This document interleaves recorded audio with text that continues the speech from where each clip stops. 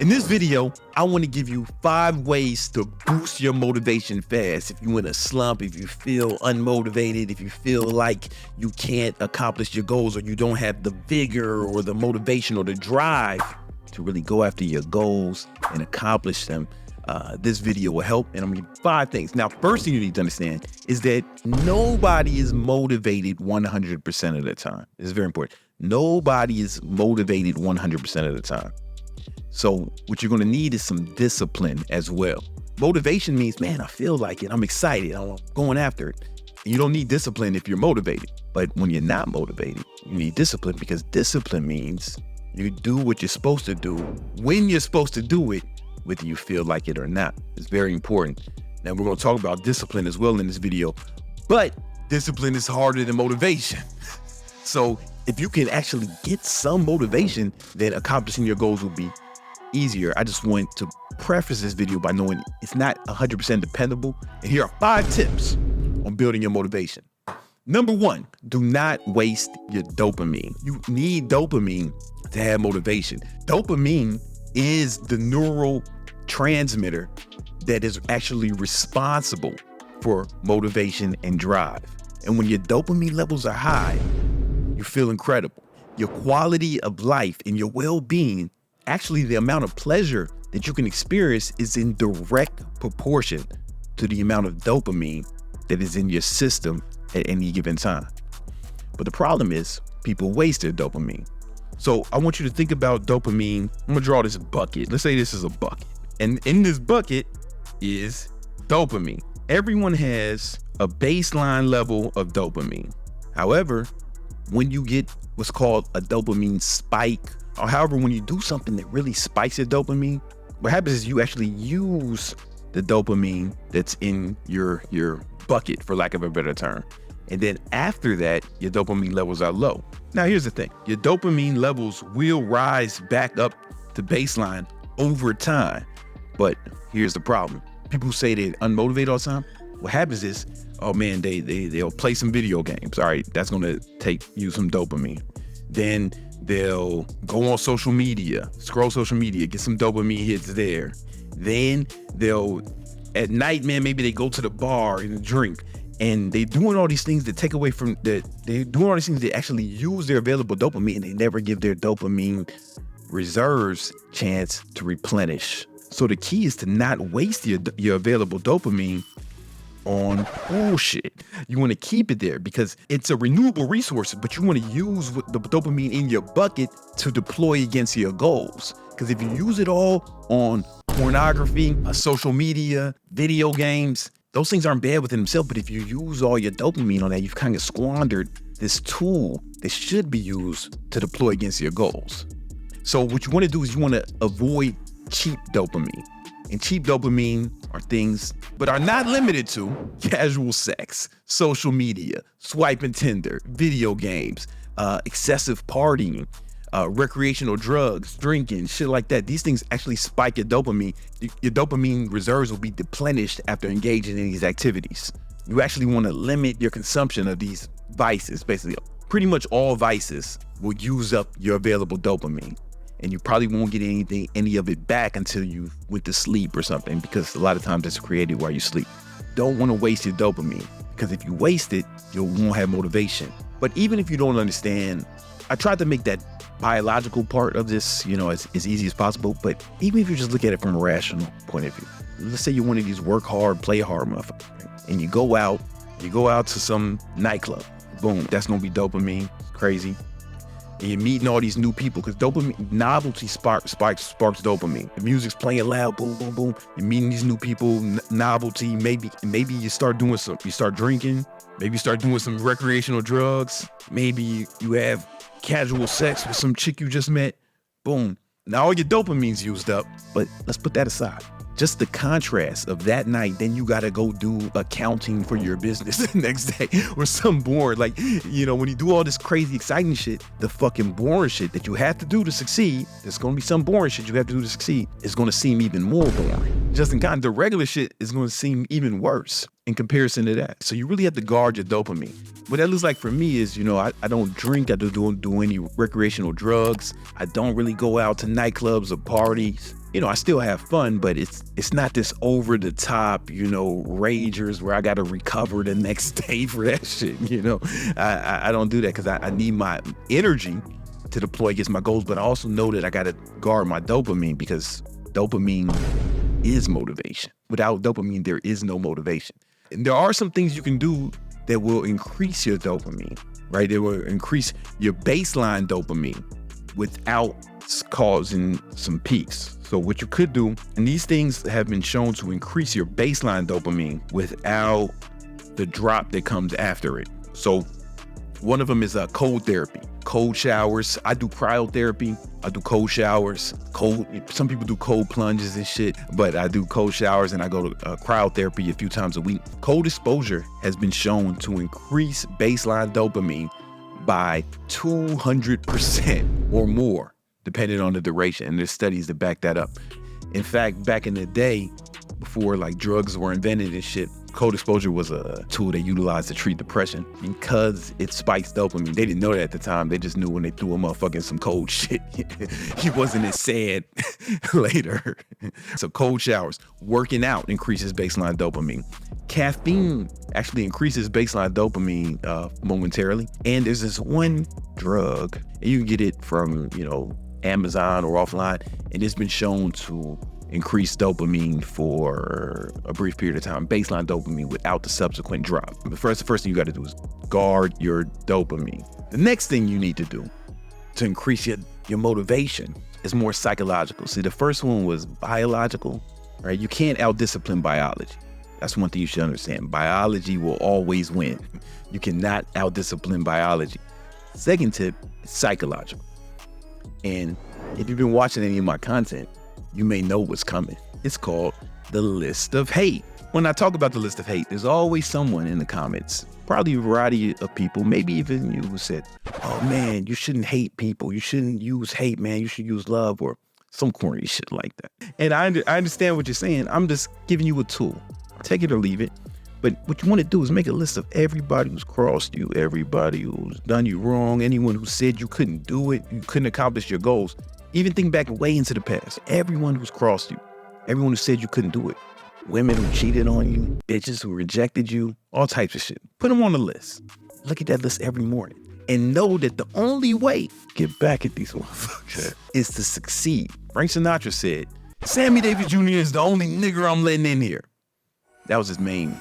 But he also said, the best revenge is massive success. Massive success. That's the only way to get back at these people. You can't fuck them up. You're going to catch a case. You're going to go to jail, or you might lose the fight. But even if you did win the fight, that's not the best revenge. The best revenge is massive success, because then they got to live with that shit. They got to live with the regret of hating on you, man. And if they said you couldn't do it, and then you don't do it, remember, they weren't hating on you, were they? It was just an accurate assessment of your capabilities. If they were wrong, you got to prove them wrong. And you use that fuel to deploy against your goals. Now, people think it's negative because they're stupid. This is a positive thing because it actually makes you invincible. So the more you succeed, the more people are going to hate on you, right? It happens all the time. I got straight up dorks making videos about me and shit, every once in a while. And, instead of it hurting me or hurting my feelings or, whatever, it's just more fuel. So I took the negative thing and I use it as a positive to deploy against my goal, and I succeed more. It makes me invincible. In judo, you use your opponent's body weight against them to fuck them up. And this is the same thing. Like, you're using their hate as fuel for your ambition. And that's the reason it's positive. It's a positive thing for you because you're not hurting anybody. You're not doing anything bad. You're using this negativity and transmuting it into something positive. Positive for you, negative for the haters. And it makes you actually invincible. So when someone shits on you, when someone talks shit about you, when somebody hates on you, then it's like, yes, nice, I put them on the list. Let's go. Let's go. And, I suggest you look at that list every morning. That's how I start my day. And anytime I don't feel like doing what I'm supposed to do, anytime I feel like I need more motivation, I just look at the list. It's right there. Apple Notes, pinned to the top. First thing I see when I wake up. You know what I'm saying? And it really gets you going. It gives you fuel, at least that fuel to get started. You won't need it once you get in the groove, once you get in the zone.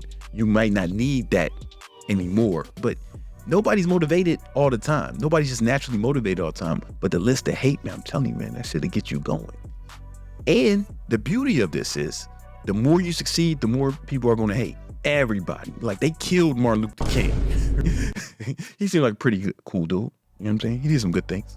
They killed Abraham Lincoln. He saved America. This would be 2 countries now. He actually saved the Union, freed the slaves. Yeah, he was a success. He was our greatest president. And they killed him. They killed Jesus. So you think that you're not going to get hate? You think nobody's going to hate on you? Of course they will.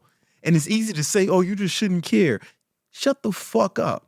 Anyone who says that, they're just talking bullshit. The human brain was not designed to not care. You know what I'm saying? For the majority of human history, we lived in tribes of 100 to 200 people. And if you were ostracized from that tribe for whatever reason, then you had a high likelihood of dying almost immediately, either by other animals or other tribes. In order to survive, we had to conform to the norms of the tribe. So over time, the human brain has actually been conditioned, conform to the people who are around us, right? So negativity is supposed to hurt because we are descendants of the people survived by conforming. And I'm not telling you to conform. I'm just telling you that to not feel pain when someone hates on you, to say you just shouldn't care, is just not how the human brain is designed. I'm telling you, you don't have to not care. You can use our evolution to your advantage because you evolved to care, because you are descendants of people who cared.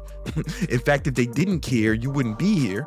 They wouldn't have passed their genes down. You can work with that biology and use it to deploy against your goals. Everyone tells you that you shouldn't care. Yeah, it makes sense, but it's just not how the fucking human brain is wired.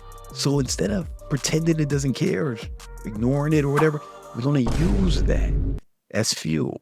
Lift the hate. That's number 2. Number 3, we're going back to biology here. That was psychology. This is biology.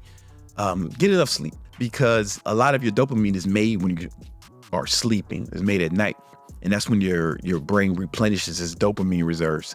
And how do you know if you get enough sleep? How do you know how much is enough for you? Well, it really depends on the person. So what I do is I track my sleep. I wear what's called an Oura ring at night. Not only does it track the quantity of my sleep, but also the quality. First, the quantity of my sleep. It's how long was I actually asleep, not how long I was in bed. See, most people, they just think about, oh, I slept 8 hours. Really, they might have been in bed 8 hours. Who knows how much of that was actually sleep? I might be in bed 10 hours, but 2 of those hours, I might have been up having wild animal interracial sex with my girlfriend, right? I might have been having unprotected interracial sex all night with my big booty Dominican girlfriend. That's something I like to do, but I can't count that as sleep. Or, sometimes I don't sleep as well, right? It actually tracks how much I sleep. Actually, it knows when you go to sleep, but also the quality of your sleep. It tracks the amount of REM sleep you get. It tracks the amount of light sleep, REM sleep, and deep sleep. It's the REM sleep and the deep sleep you want to control. So even if you're getting 8 hours, what kind of quality of sleep are you getting in those 8 hours? You don't know unless you're tracking it. So I'm not saying you have to use the Oura ring. They don't pay me. I will take the money if you motherfuckers want to give a motherfucker some cash. But this is what I use. Or you can use an Apple Watch. Or you can use the Whoop. There's a Fitbit. There's a lot of devices that do that, but you should have some sort of sleep tracker. This also tracks the calories I burn each day, which is steps I walk, but at least to sleep. There's a few things I found that help me get better sleep. One, I make the room as cold as possible. As cold as possible, because studies show that most people sleep better when they're in a cold environment. I also got this mattress pad that goes on my bed. It's called the chili pad, and it's connected to this contraption that goes next to it. It's like a little refrigerator, and I put like water in it, and it rushes cold water underneath the mattress pad. So it feels like, the cool side of your pillow. You know how it feels good, but it only lasts a few minutes until your body heat warms that pillow up. Imagine your whole body feel like the cool side of the pillow, but all night. Think you sleep better? I know I do. And I track it. I get more deep sleep and REM sleep because I keep the room cold and I use the chili pad. I only need to be in bed for 7 hours. This is me.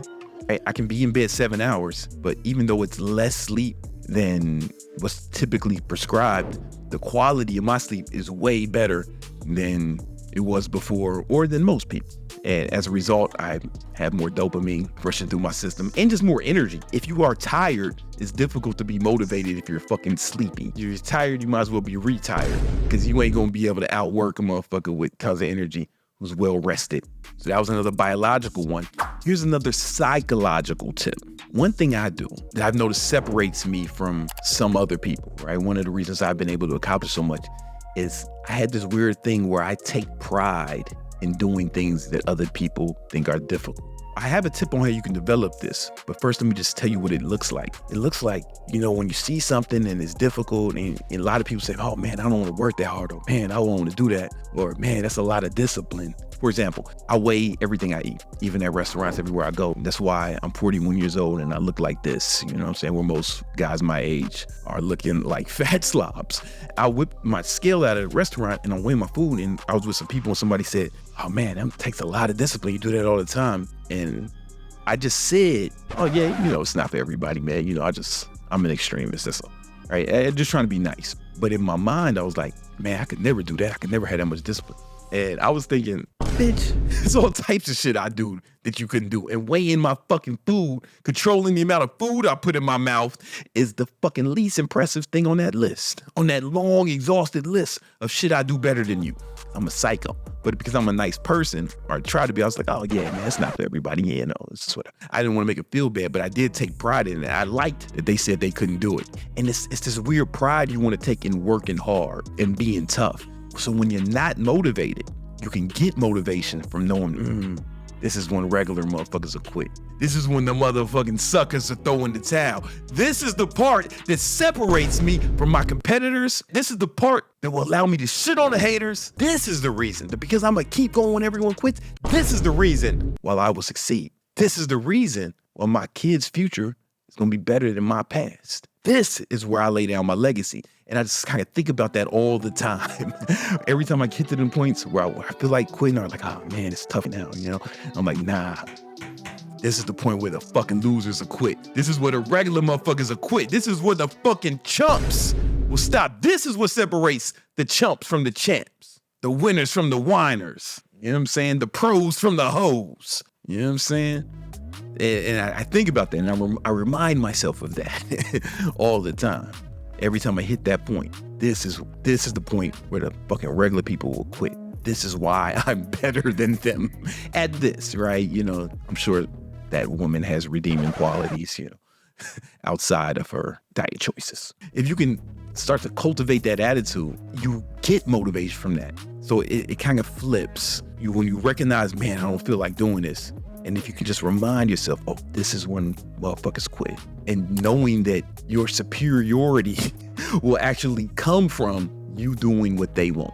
If you can just remember that and cultivate that and make that a part of your personality, you will run circles around these motherfuckers the way I have. Now let's take it back to biology. Diet. Again, it's difficult to out-discipline biology. So if you are actually tired, if you actually lack energy, it's difficult to be motivated, right? Motivation and energy go hand in hand. Somebody said, I don't know where it comes from, but it says, fatigue makes cowards of us all. So one of the main things you can do to increase your motivation is to manage your energy with your diet. We already talked about sleep, but diet plays such a huge role. And you got to find out what works for you. Track your food, track your intake. You can see what diet works best for you. I highly suggest, this is for 30 days, you wear a continuous glucose monitor. Because what happens with glucose is when you eat certain foods, especially simple carbohydrates, what happens is your body converts those carbohydrates into glucose or glycogen. And when your blood glucose levels go above 110, your pancreas secretes a hormone called insulin. And insulin's job is to flush the extra glucose out of your system. And you'd be in big trouble if it didn't happen. It's a good thing. However, it's indiscriminate. So it'll take it from all parts of your body, including your brain. And this is one of the reasons why sometimes after a big meal, people don't have as much energy. And I'm not saying you have to go keto like me. I know 100%. If you're really serious about having more motivation and more energy, you should wear a continuous glucose monitor for a month and just see how different foods affect your glucose levels. And you'll notice that when your glucose levels are spiky throughout the day, that day you have way less energy. The more stable your glucose levels are, the more energy you'll have. When there's too much insulin running through your body, you're gonna get tired. It's the spikes in glucose that really wreak havoc on your energy. And if your energy is low, your motivation will be low. Because I do the ketogenic diet, when I wore a continuous glucose monitor for a month, most of the days it thought that I was fucking fasting because my glucose levels were so low and stable. You don't have to do that. You don't have to go keto like me. But just some quick tips. If you are going to eat carbohydrates, make sure you eat protein with the carbohydrates. That's been shown to kind of keep glucose levels a little more stable. But that's just one tip. I really, really think you should wear the glucose monitor for a month and just see how different foods affect your glucose levels and your energy. Keep track of it, and then you'll be able to make better decisions. Even me, I found out there was some foods I wasn't aware of that was spiking my glucose levels, even though I was on keto. Not crazy spikes, but low. I have a video all about this topic, and I go into way more detail. You should watch that. Watch that video right now. I promise you'll find it helpful.